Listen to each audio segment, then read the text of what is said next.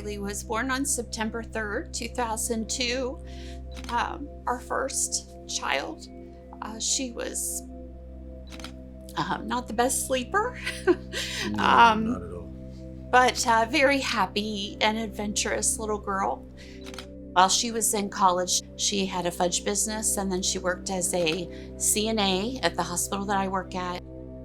The fudge she had, it was ready for a festival that was just like 2 weeks after her accident. I still have a lot of that in my freezer.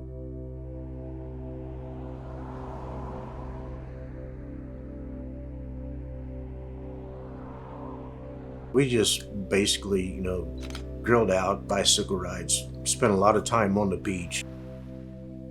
Jarrod had to go back to work on Monday at noon, I think, and Riley had to be at class at 8 at UIndy. So she really wanted to leave Sunday night. And I remember just like saying, like, just please wait, like, don't go tonight. We said goodbye to them from the rental home. I remember just oddly, like I remember she was at the bar in the kitchen, and I hugged her and told her I loved her. And then I hugged her again. For some reason, I just hugged her a second time and said goodbye. And she had like I think a blanket and a pillow. Maybe she was gonna just try to sleep on the way home. It was probably about 9:45 when we got a call. Yeah, and it was from South Bend, and it was Chaplain Chad, I believe, and he said there was an accident. It's like, you just need to get here. One of the most difficult times was just that drive up there, not knowing, not being able to see her, not being able to talk to her. I remember the drive because there was a lot of construction. And I remember just saying, like, we just got to get there. We just got to get there. And I remember pulling, like, not knowing where to pull in to the Right. ER. Like we've never been here before, so we didn't know anything. But we were met pretty quickly by the chaplain, Yes. I think. Yeah.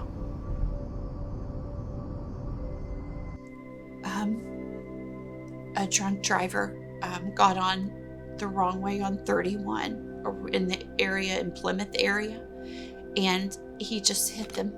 He just hit them head on. He had a big Dodge Ram. She had a Honda Accord. Yeah.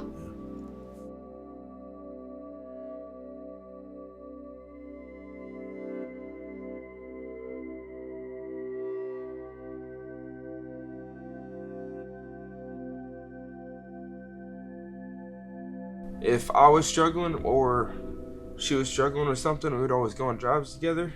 So sometimes to remember her, I'll go on drives late at night or just kind of clear my head a little bit.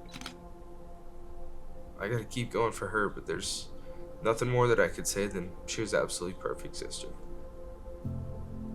I think it was that evening when they talked about Ronald McDonald House Yes. and getting us a room here since she was 21. And I believe also they had Jarrod's family. I think they stayed for a day or two also. The organ procurement was on the 13th and the accident was on the 10th. So we stayed, until it was time for her to donate her organs. I just remember like walking in that room and like we had a bed. There was a bag that had different things in it. And just like everything we needed. We were right here. Like I wouldn't have left her anyway, so I would have been sitting in that little waiting room for 3 nights because I wouldn't have left the hospital. But I knew she was just through that bridge. We just had to walk through that bridge and we could get to her. Our chapter is very different than other chapters in the sense that we are actually connected to the hospital by a skyway bridge. Just having that peace of mind for these families means the world to them, and we are so grateful that they could just be steps away and they can actually get the rest that they need, because we always say family's the best medicine, and if the family's not taking care of themselves and mom and dad are not well rested and nourished, then they're not able to take care of their family or their child as much as their child needs them to. Ryan needed support, and he got a lot of support from Sarah, the chaplain, and a lot from Kelly.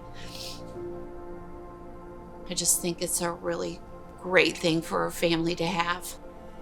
I'd say the most helpful thing was being able to have a room, and the way I think of it is how much it would cost to have a hotel, and then you get, I feel like in the Ronald McDonald House, you get something way better than a hotel that shows like someone that's always there for you, and it's completely covered.